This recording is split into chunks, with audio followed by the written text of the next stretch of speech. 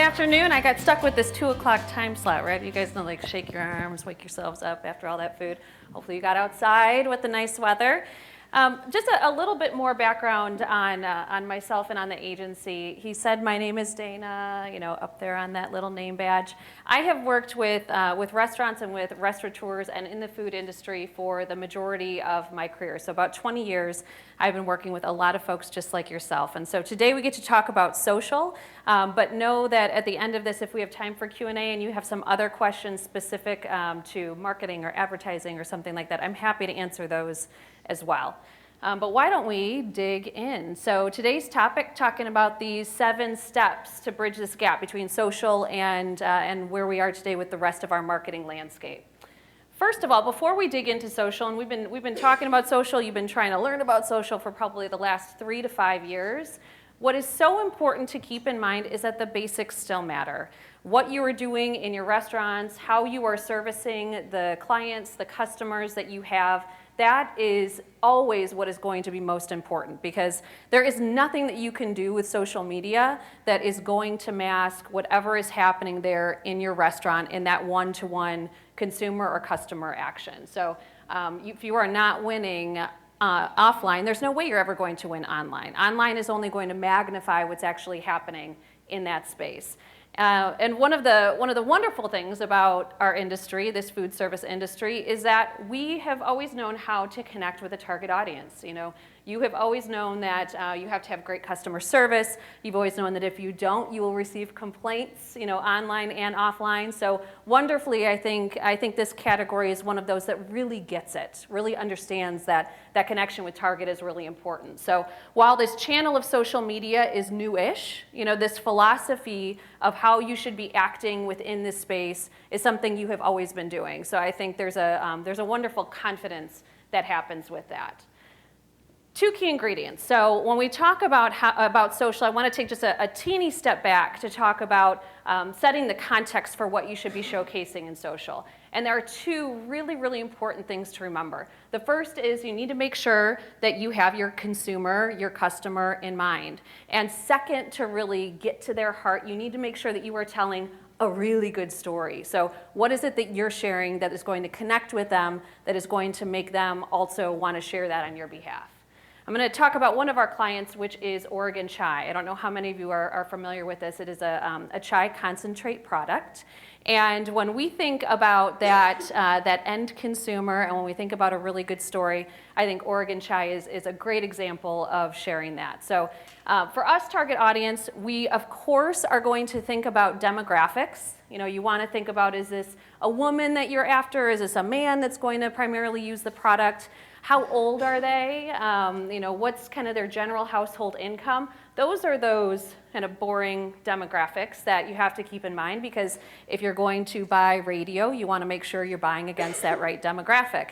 But you need to dig a little bit deeper and really get to, of this consumer, of this guest who's coming into your restaurant or is purchasing your product that you have, who are they and what is motivating them and what is going to get them to want to purchase more, to want to walk into the restaurant, to want to be able to share your story. And when we think about a target audience, we think a lot about what their motivation is. So Oregon Chai, when we think about this target audience, we actually name all of ours. So this target audience, her name is Nicole. And Nicole is boring demographic. She is a woman. She is largely in her 30s. That's their sweet spot with this product. And she is a lover of cats. She's a little bit quirky. We know that about her. And the motivation, so kind of what's this underlying emotion that we're trying to tap into for her? She is frenetic. She has a really, really busy day. And when she connects with our product, this is her me time. This is that 10 minutes of that day where she wraps her hands around that hot mug of chai and says, oh, yes, I've got it. And so that motivation behind that target audience, we know Nicole's this quirky 30-ish-year-old, but that motivation of that me time is what we continue to play to. And that me time is what we consider our core idea. When we look at social media and your target audience that is in there, I'm assuming, show of hands, who has Facebook pages? So when you are able to dig into the insights behind that Facebook page, it is rich with a ton of information that you can certainly mine. You want to know who they are. Hopefully, as you are looking at those numbers as well, you're looking at where they are. Does that map against where you're selling product or where your restaurants are? You want to make sure that you know that. But something that is really important is to think about that target audience and how it is that they interact with social media.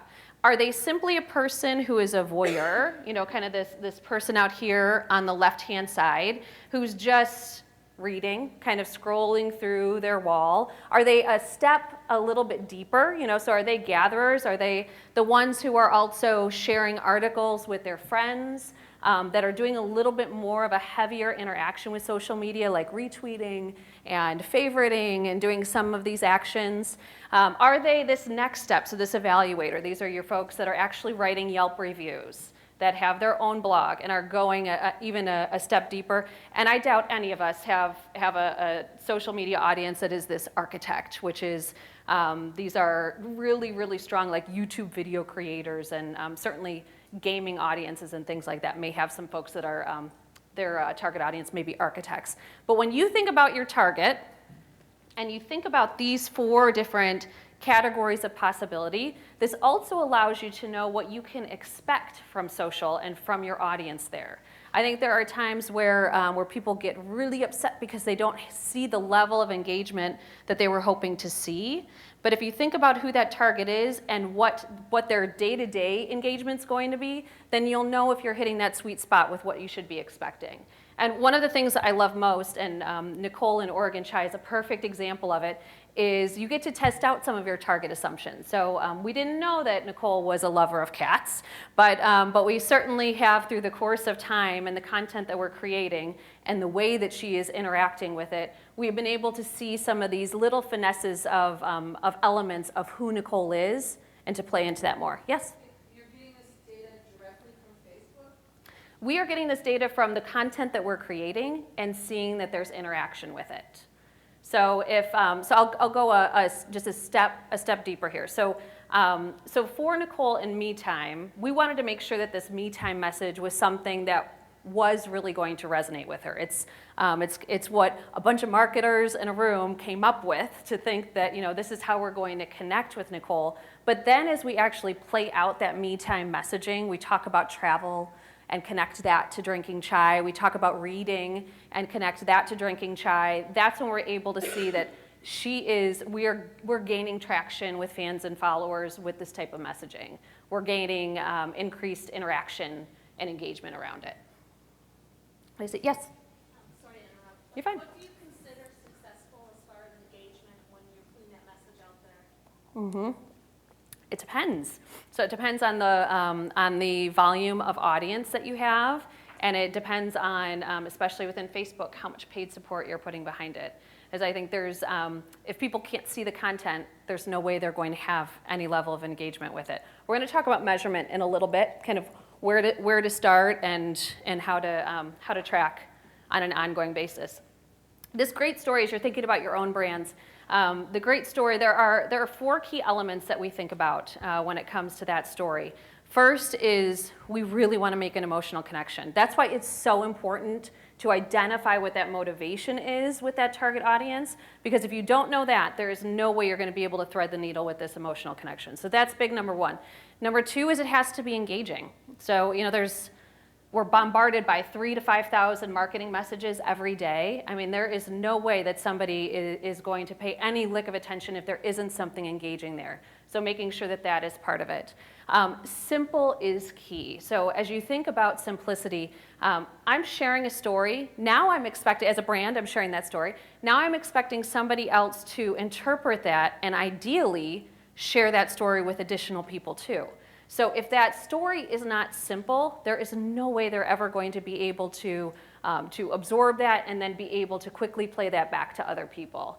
And last but not least, it has to be portable. And what portable means is a story can't be perfect for one medium alone. If a story is only right for radio, that's not a story. If it's only right for social media, that's not a story. It has to be able to carry through in all of those different mediums. And so Me Time, that Me Time story for Oregon Chai, that is able to play across the website. It's able to play into direct mail. It plays into the couponing that they do. So we're able to tell that story in every single touch point that we have.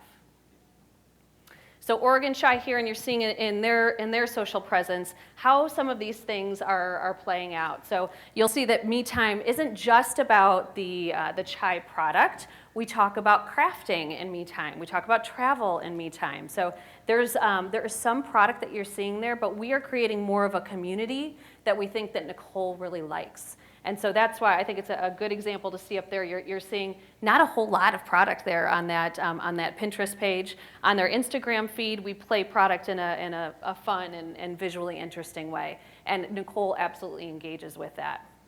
Another good example of how this Me Time plays out for them in a social promotion was to win a trip.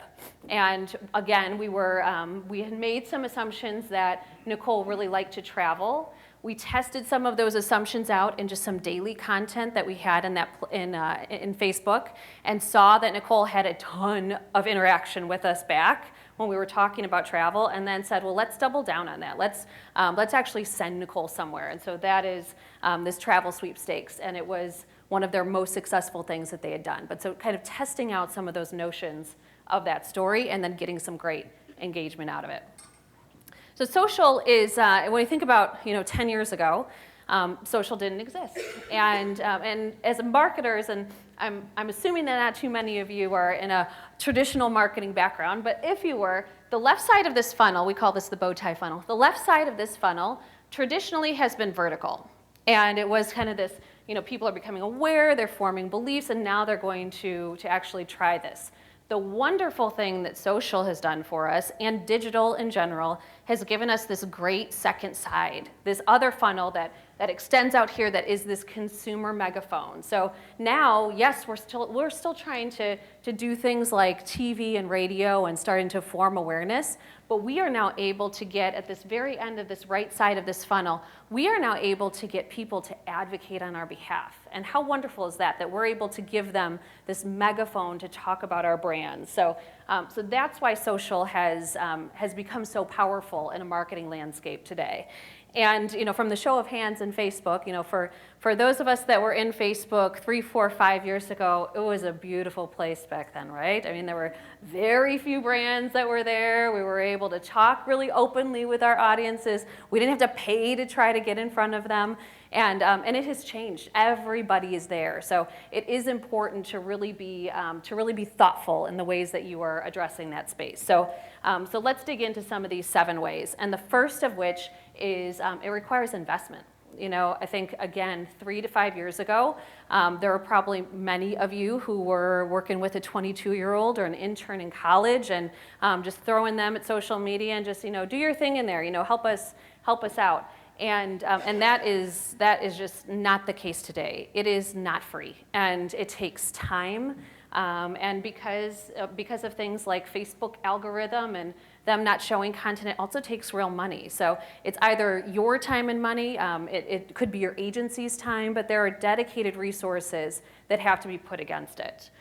There are more social media platforms every day, Periscope and Snapchat, depending on who your target audience is. Are they actually playing in those spaces? When is the right time to jump into a space like that? So there is investment in research around some of these platforms. The giants continue to climb, though. So I think while we certainly get asked all the time and are researching all the time what's happening over here in the world of Snapchat and Periscope, what we continue to see is those really large platforms, Facebook, Twitter, YouTube, Pinterest, Instagram, those continue to just get bigger. So while you may say, I want to jump into Periscope, I feel like whatever I put out there, people are able to see, yet the number of people that are in that space are just never going to compare to these huge platforms like Facebook. And every social platform either has a paid model now at this point, or they are creating a paid model. So, we really believe that every single one of these social platforms is going to go to a pay to be shown type of platform, even if they're not there right now. The second one is clearly defining what your goals and your strategy are in this space. So as you are thinking about your program, and we're going to talk about measurement, this is where measurement has to start. Your measurement has to start with goals and strategy, because there are a zillion data points that you can measure within Facebook Insights. You can get lost in there for a full afternoon of what things are performing and who's in there and all of that. So you want to make sure that you are looking at your primary purpose to be in that space. Is your primary purpose to be in there for awareness? And if awareness is why you are in there, then you want to make sure that your reach is high. Those reach metrics are going to be really important to you. Fan and follower numbers will be important to you then as well. Let's say your primary purpose within social is this loyalty and engagement. I want to see some activity from this audience, and then you're going to be looking at likes and comments and favorites and retweets. Those are going to be the important numbers that you are addressing. Is it sales? And if sales is one of those metrics that you are after, which is very hard to prove, when it comes to social, you could look at a metric like social referral traffic to your website. So are you seeing a growth in how many people are going from Facebook to your website? Are you seeing, with Facebook ads, you can certainly look at conversion rate. So are you seeing some of those conversion rates in that space? So while you have, all of these, or your primary purpose that you've identified in that space, always remember that this should, and what is so important about marketing and how these are connecting, all of this stuff should still be connecting to your promotional calendar. All of it should be still connecting to, what are you doing in the restaurant at that time? What service is it that you are providing? Is there an offer that you're doing offline? Is there a way to be able to pull that into the online space? So making sure that these are working together, they are not working independently, is really important. And even though you may have this promotional calendar that is creating kind of these overarching, the big things that you're focused on during that period of time, social has some awesome flexibility to it. So you may have a couple of passion products that people want to talk about. I'm thinking about lemon ice for Culver's. We have a ton of passion out there for lemon ice in that space. You're probably never going to see lemon ice on TV, but you will see it in social media, and you'll see this really great interaction from it. So what are those timely things or those kind of loyal things that you see, and how can you play that into the social content you're creating? Energems is a client of ours. So when we look at what we're doing with that client, there's two different posts that you're seeing there, and it might be tough to read the one on the right, so I will just tell you what that one is about. But for us, we have this balance of making sure that we have these things that are really connecting to who our target audience is there. Jess is our target audience name for Energems. And we have fun quotes that we do for her. At the same time, we do have promotional things that we need to be mindful of. So we did in this one that's here on the right, I want to say we got into Lucky Vitamin. So we gained distribution in Lucky Vitamin. We want to make sure that Jess knows about that. So we're not doing everything that's this, connection only and isn't a marketing message in some way, but we're making sure that we are blending both of those. If we're talking about Lucky Vitamin in our email distribution, we're going to be talking about Lucky Vitamin in social too. We want to make sure that they're working together. So connecting first and broadcasting second, while I talk about how frustrating it is the way that Facebook's algorithm has shifted and we can't get in front of people the way that we could before, one of the things that we know when you look at these spaces is that if somebody is a fan of your page, if somebody is following you on Twitter, they actually care about you. They actually want to hear about what is going on because everybody is there. So if they are actually following you, there's a good reason for it. You no longer need to ask the question of, so what are you doing this weekend? That's not why they're following you on Twitter. They're following you because they actually want to hear about what it is that you have to share, whether it's deals, new products that you are rolling out. They want to know about that. The most beautiful purpose with social media can be in that listening and then in that reacting and responding. So I certainly hope if you are not really in that space in a proactive way, that you are very much in that space in a reactive way. That when people are talking about you, you are interacting back with them, just like you would in, in your stores, in your restaurants. If people are sharing discontent over a product, that you are thinking about that and finding ways that you could potentially shift that product actually within your restaurant. So make sure that that at least is where you are. And then when you look at that content that you're creating and that content that you are seeing some reaction from, use that as that stepping off point to boost that content. So I'm telling you, if you're in Facebook, you are simply going to have to put dollars against content for people to see it. That's just, it sucks, but that's just the way it is. So know that's the case. What we do in content in several places for clients that we work with is we first look to see what are those things that are performing a little bit better than we typically see. We create content, and you will see a little lift in some people that are liking or commenting on things. And once we just have a little sniff of, yeah, this is a good one, people are reacting to this, then we make sure that we put that boost behind it, that we put some dollars behind it, because that is engaging content that people are interacting with. So a couple of examples, Fiskars is a client of ours. We do this in Pinterest for them, as well as Hyatt Lost Pines, which is a resort down in Austin, Texas. We also do that for them too, just making sure that we're constantly looking at that content in ways that we can kind of take something that has a spark and make it even stronger. Number 4, cover your assets. So as you think about the things that you have access to at your restaurant, at your company, how is it that you can make this bigger and better? So looking for different things internally and externally that you can augment within your social media presence. When we have a piece of content, that content plays in every single platform we possibly can.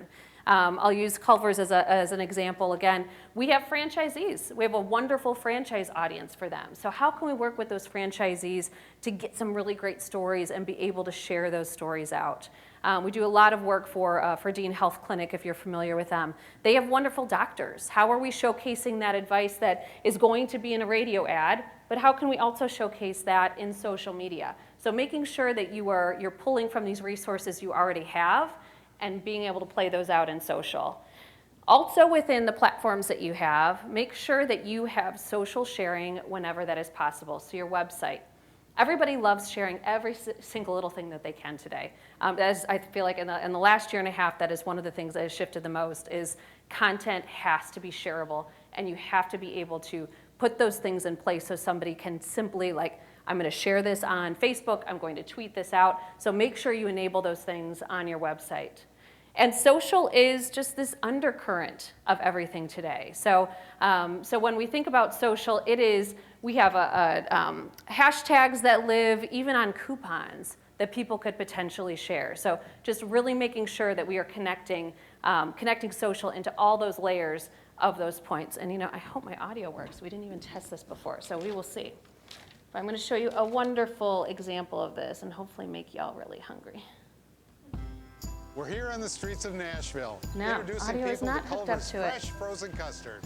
How about some custard? I'll talk to you about what it is we did here while you're looking at this great visual. I don't know how many of you saw this Surprise and Delight commercial that ran over this past summer.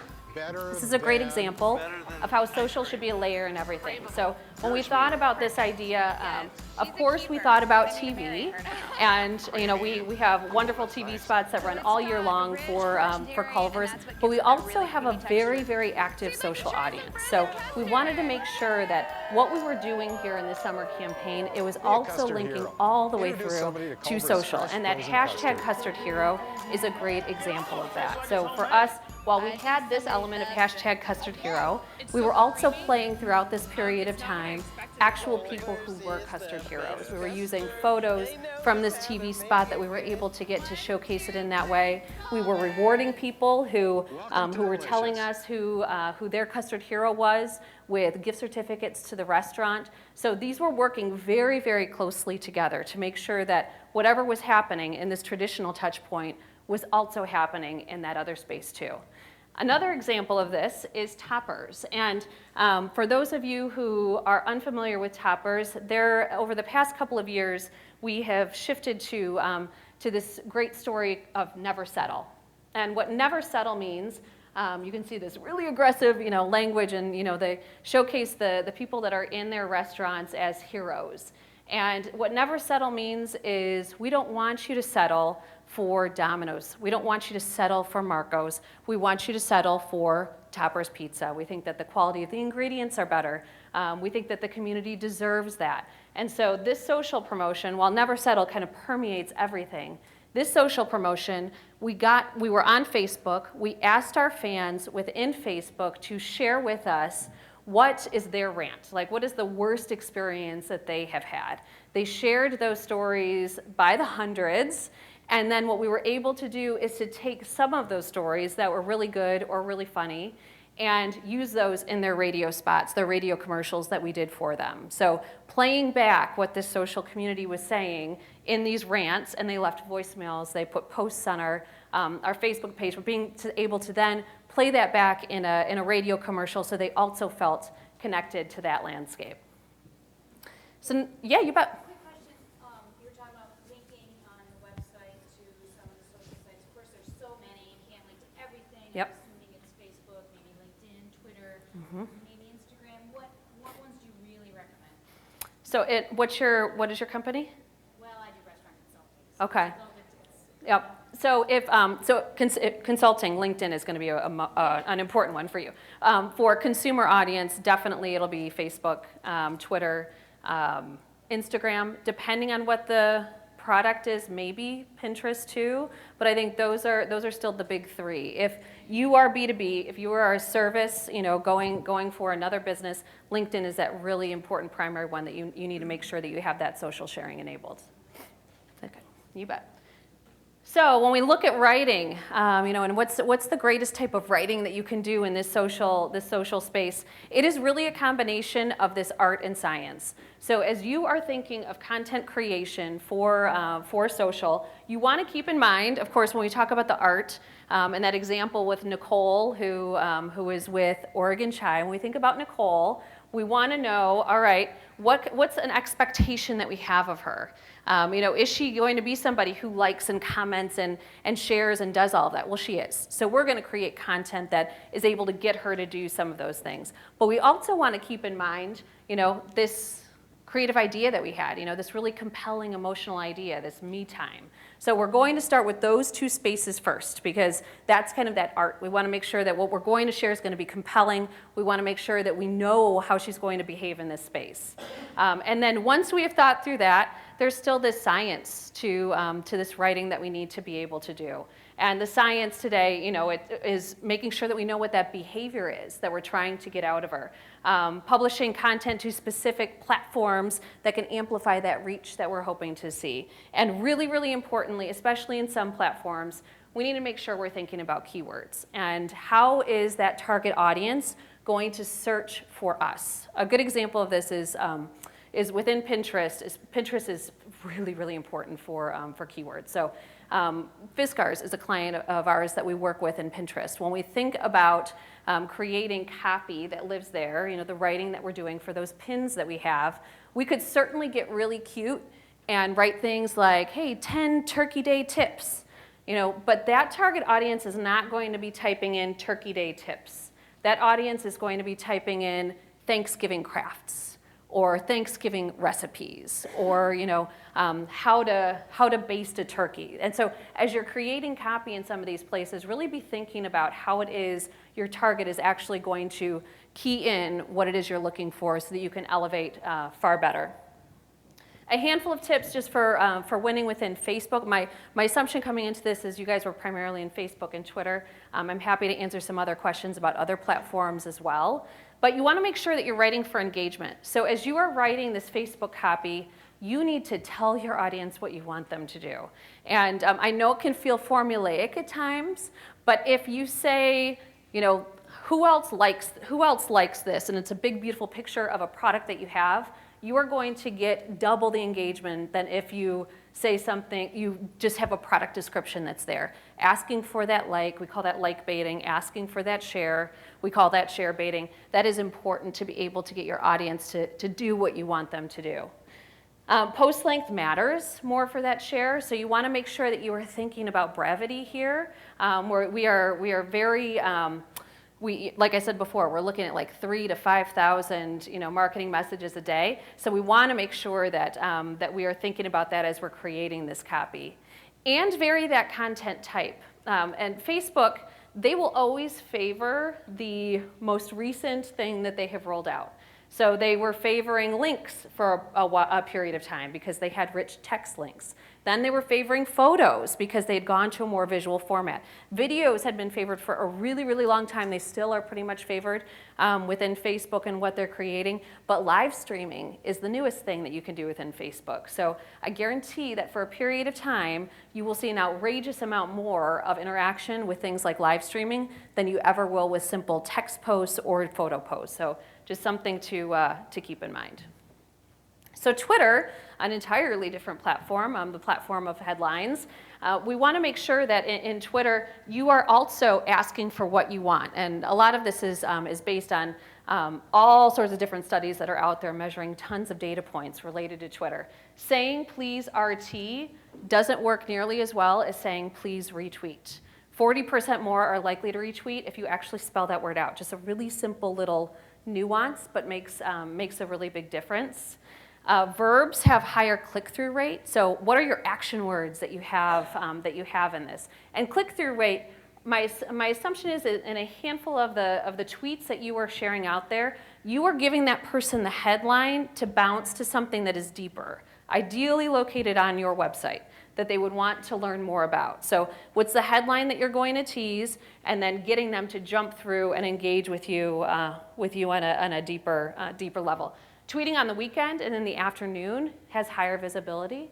Another tip for the science behind Twitter, incorporating meaningful hashtags, and this is certainly important with Instagram as well, but people do search hashtag streams. It is, as a brand, you can also do fun and funny hashtags. I think people appreciate those too. But there are very real ways to get into some larger conversations by using those hashtags of conversation that are going on. And this call to action, applying a CTA, that's what CTA stands for there, that call to action. What is it that you want them to do? Placing the links toward the front of tweet increases the tweet, increases the likelihood of click-through rates by 35%. So I think many times you'll see like, here's the whole headline, here's the click. If there's a way to incorporate within that tweet a slight tease, that link, and then a little bit more value for what they'll get if they actually click through, there's a 35% higher rate of people actually taking that action. So something else to think about as you are crafting for Twitter. So surprise and delight are mandatory. No longer are we in this, hey, we don't need to go above and beyond. I mean, there are things that we need to do to stand out. And certainly with social, hopefully you are hearing some great stories. You're having people that are interacting with you in that space. What's that next step that you can take to do something a little outrageous, with your fans and your followers? This is a really fun example from, again, from Oregon Chai. We had one of our fans who had reached out to us and asked us to prom. Like, oh, Oregon Chai, will you go to prom with me? And we thought that was really fun and really funny, and created for them they have tea bags as well, a tea bag corsage that we created. We mailed we got her information and mailed it to her and said, of course we want to take you to prom. And I don't know if you can read what she says here, but okay, so remember when I tweeted Oregon Chai to take me to prom? They sent me this and free chai. I'm in love, So what an awesome thing. And while we love seeing this interaction that's happening online, that girl is talking about us offline to many, many people. So that surprise and delight, what are some of those really fun things that you might be able to do to connect with your audience? And you want to give them that reason to share. When we look at this was an outrageous act. It took time, but it got this huge lift for us in our social community during this period of time that we did it. So rewarding those outstanding acts of brand love, when people say they love you, are there a handful of those that you can do something for? If you see within your social audience, there are these 5 to 10 people that are constantly commenting or liking on our stuff, Is there something else at the end of the year that you can do, or the beginning of the year? Hey, you were one of our top 5 fans. Here's something for you, something to reward them for that. And last but not least, measurement. So ROI does exist within social. I think it's one of the really wonderful things about it. There are tons of metrics that exist in a place like Facebook Insights, where it is rich. There are free tools out there like socialmention.com, where you can get some additional metrics that you may not be able to see outside of Facebook. But make sure that you are, number one, mapping these metrics to your objectives. So we talked a lot about goals and objectives, I think, in that number 2 step. So once you've identified that, what else can you use? For those of you that are a little bit more media savvy and you're used to looking at metrics like cost per thousand, you buy radio or you possibly buy TV and you think about metrics like that, you can do cost per thousand within social. So just know that there are even savvier things that you can do within that space. At the same time, especially for those of you that are in a service industry, not necessarily serving consumers, but customers, quality is going to always trump for you quantity. So as you think about this audience that you have, one customer to you could mean thousands and thousands of dollars. So those metrics that you're looking at, don't get so hung up that you don't have thousands and thousands of fans. You may have a few hundred that are very engaged with you, that mean a whole lot more than to a consumer audience only seeing a few hundred of those. So for measurement, if you are just starting out, the most important thing that you can do is to look at where you are today. Benchmark the activity that is taking place today. At a minimum, know what your counts are, know what your typical level of engagement numbers are, if those are important to you, what's the type of web traffic that you are getting from social today, and make sure that you are addressing that head on, capturing it. That next tier is then measuring yourself against yourself. So on a monthly, on a quarterly, hopefully not any longer than quarterly basis, how are you doing in that performance? And using those same metrics and continuing to map to those to see how you are performing. Facebook wonderfully has the ability for, I always love this for the brands that I work with, that we get to see these things, but it always makes me cringe because I know others can see us too, which is measuring yourself against your competitors. So as you think about that competitive set, what is it that they are doing in that space? And on that same basis, so whether you're measuring monthly or measuring quarterly, how have they performed over that past month? How have they performed over that past quarter? And are there things that you can learn from that? And competitors are definitely all shapes and sizes. So make sure what you are also looking at is, we have a brand that we think is a competitor of ours. I'll think about Topper's Pizza. So Domino's is a competitor of Topper's Pizza, but Domino's has thousands of stores out there, and Topper's Pizza does not. So make sure that you are also looking at what is a realistic number. So for us, a realistic number is looking at the number of fans per location. And that is a fair metric. To be able to say that Domino's and Topper should have the same number of fans, that's just crazy. But looking at that kind of per store location gives us a good size of the metric and how we're faring against that competition. So just making sure that you are doing that as well. Did you have any other measurement questions? Does that help with measurement? My question was, when you first starting out in that area, what is considered successful when you look at your reach and your engagement on, let's just take Facebook. On a single, posting content. Single post, and talk to me about your business. What do you? We're a burger and craft beer place. Okay. Single posting, obviously, if we're doing something community, the engagement goes higher. Versus, product or service or something that we're just talking about as far as what we're serving at the restaurant. But I'm just curious, we're not spending huge money, but every posting somewhere between $3 to $6 per posting, and then we do some just straight advertising on the social medias as well. But what kind of a return on investment do you expect to get when you're doing a posting? Yeah, so it's going to depend. So let's say if we were boosting video content, I would expect to see a much higher spike than if we're just boosting a photo. So something to keep in mind that across the board, there's going to be variety in the types of content that you're pushing out there. That goes back to the fact that Facebook is favoring video. So they're just going to simply show it to more people right now than they will just a simple photo. An exact number, I'm never going to be able to give you. I understand that. Yeah. You know, I'm in the marketing and I'm working with my GM. Yep. And, you know, he's always like, well, we should have more, we should have that. And I'm just trying to measure. Yep. We keep up with what I consider our competitors are when I look at the analytics. But I'm just curious as to if you have an idea what you think. We use a lot of images because I know that's way better than just text. Yes. Yeah. And we don't do enough video just because producing it is always an issue.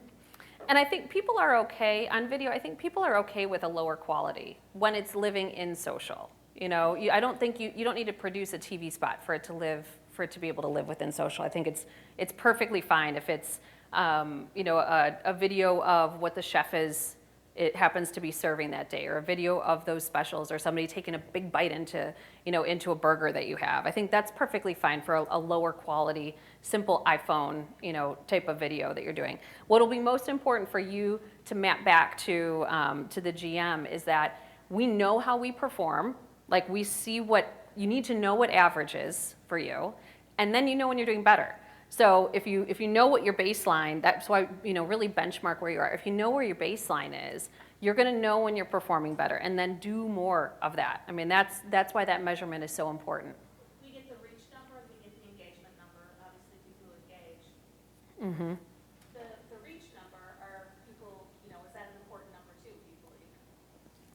Yes, yeah, I definitely do, especially depending. Only measures on the engagement, and I think probably a huge percentage of people look but don't engage. So people are, I'll use a female target, kind of that 35 to 55. She is on her Facebook wall 8 times a day. 8 times a day, she is scrolling through that Facebook wall. And Facebook is, it's the new TV. I mean, it is the new, that's an awareness mechanism. So even if it's just reach, it is possible she's going to see that a couple times throughout her day. And that's going to play into buying and dining decisions for her, just like an outdoor board, just like a billboard does for her, or just like hearing a radio ad is going to play into that. So it is a very real medium that is part of consumers' lives today. So I think reach numbers are great. If you do very little in other awareness vehicles like radio, like TV, I think social is a really important place to be.